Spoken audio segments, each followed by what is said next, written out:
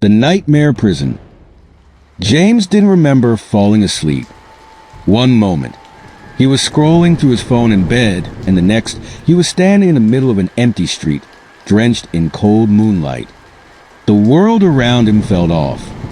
The buildings were warped, leaning at impossible angles, and the sky wasn't black. It was a deep, pulsating red. A low, droning hum echoed through the air, vibrating in his chest. "Where am I?" he muttered. That's when he heard it, a distant, wet, squelching noise, growing louder. He turned toward the sound, his breath catching as he saw a figure stumble into view. It was human-shaped but wrong. Its limbs were too long, its skin glistening like raw meat. Its head jerked unnaturally as if trying to locate him. James's body screamed at him to run, but his feet felt like lead.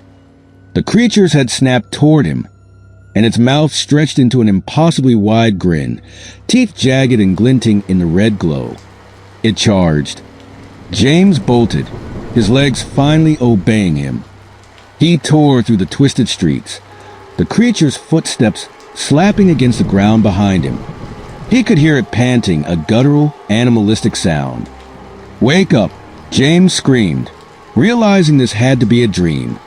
But no matter how hard he tried to will himself awake, he stayed locked in the nightmare.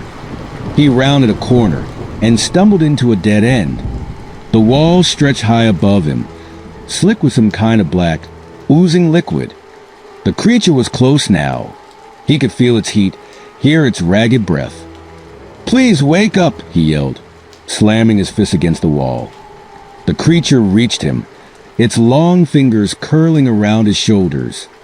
Its touch burned like fire, and it leaned in close, whispering in a voice that sounded like shards of glass scraping together.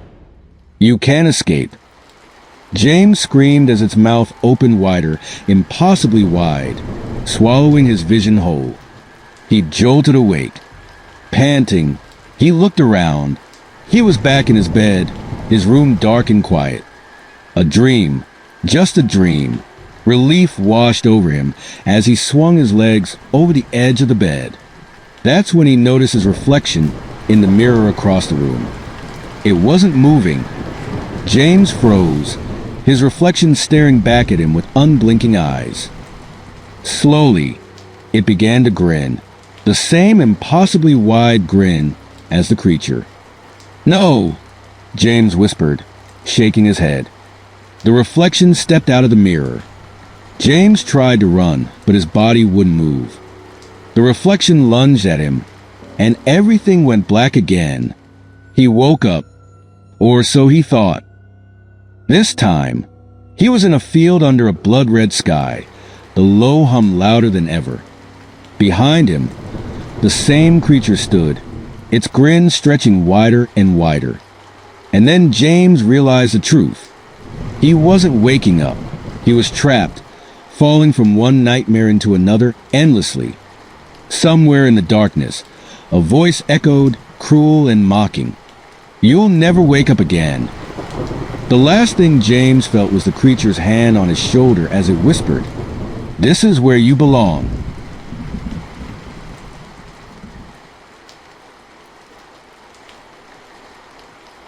The Whispering Wind. Late at night, when the world outside was dark and silent, young Ellie curled under her blanket, clutching her favorite stuffed rabbit. Her room was cozy, with a small nightlight casting a gentle glow, but tonight something felt off. The wind outside had been howling all evening, and every now and then it seemed to pause, almost like it was holding its breath. Ellie tried to focus on the soft ticking of her clock, but a faint noise caught her attention, a whisper.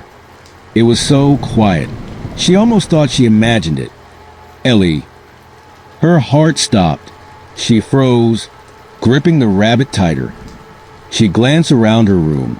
The shadows from the nightlight danced harmlessly, but the whisper came again, slightly louder.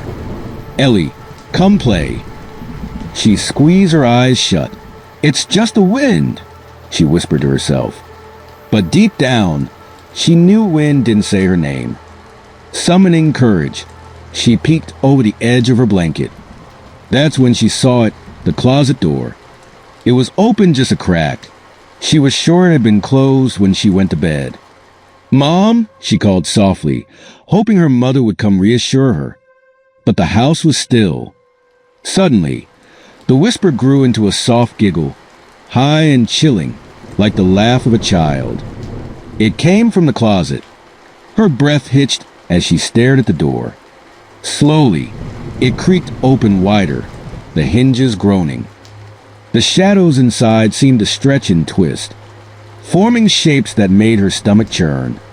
And then she saw them, two glinting eyes, peering at her from the darkness. Ellie's chest tightened, her voice caught in her throat. The eyes blinked and a pale, bony hand reached out, its fingers impossibly long and thin, curling around the edge of the door. "Ellie, come play with me. Forever." The voice was no longer a whisper. It was loud, echoing, filling her room like a cold wind. Ellie couldn't move, couldn't scream. As the thing began to crawl out of the closet, its movements unnatural, like a spider. Just as it reached the edge of her bed, her rabbit slipped from her grasp and fell to the floor. The sound broke the spell, and she let out a scream so piercing it felt like it would shatter the room. The light in her room flickered, and in a heartbeat, the thing was gone. The closet door slammed shut on its own. Her mother burst into the room moments later, finding Ellie sobbing under her blanket. "It wasn't the closet," Ellie cried. "It wanted to take me." Her mother hugged her tightly, whispering soothing words. But as she turned to close the closet door again, her face went pale. There, on the inside of the door, were deep scratches, as though something had been clawing to get out.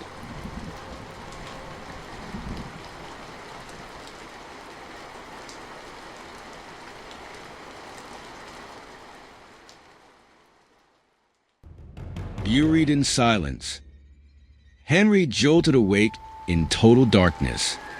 His breath came in short, panicked gasps, and the air around him was hot and stifling. He tried to sit up but hit something solid just inches above his face. His hands scrambled against the smooth surface, his fingers brushing against polished wood. It took him a moment to realize where he was. He was in a coffin. "No, no, no," he screamed, pounding on the wood above him. His fist thudded against it, but the sound was muted, muffled, as though the coffin was already buried. His heart raced as he tried to remember how he'd ended up here. The last thing he recalled was walking home late from the bar. Then, nothing. Had he been in an accident? Was this some horrible mistake? He screamed for help, his voice hoarse, but the silence that followed was crushing. His fingers searched the coffin's edges, looking for any kind of latch or weakness. Instead, they brushed against something cold and metallic, a small bell with a thin string attached. Grave bells, he thought with a flicker of hope. They used to bury people with them, in case of accidental burial. He yanked on the string desperately, ringing the bell above him. The faint chime echoed somewhere far away, and he prayed someone would hear it. Minutes passed, or was it hours? No response came.